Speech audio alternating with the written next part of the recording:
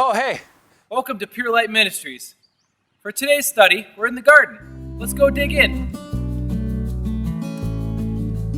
It's important for these plants to have water, nutrients, and nourishment. Here in the garden, we know that this plant is alive and well because it has a good root system. Let's take a closer look at this plant. As you can see, it's got healthy green leaves, and the root system is white and healthy. This plant has been fed and nourished properly. You know what's crazy about the garden and the Bible? There's a lot in common. Inside the garden here, we just planted some beans recently. A few days ago, this bean was withered, sickly, and on its way to death. Just like these plants have become infected, sick, and diseased, our lives too can become infected with sin.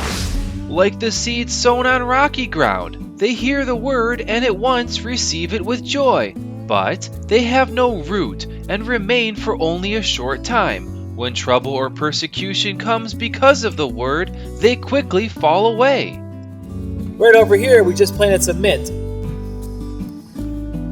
As you can see, this plant needed to take root to be healthy and strong. Unfortunately, if the plant doesn't take root properly, it doesn't get the nourishment it needs, withers, and dies.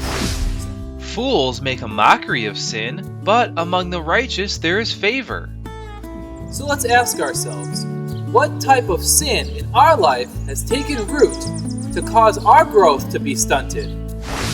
Make sure there is no man or woman, clan or tribe among you today whose heart turns away from the Lord our God to go and worship the gods of the Gentiles. Make sure there is no root among you that produces such bitter poison. Just like we've examined the plants here today, let us examine our lives to make sure they're healthy, clean, and nourished.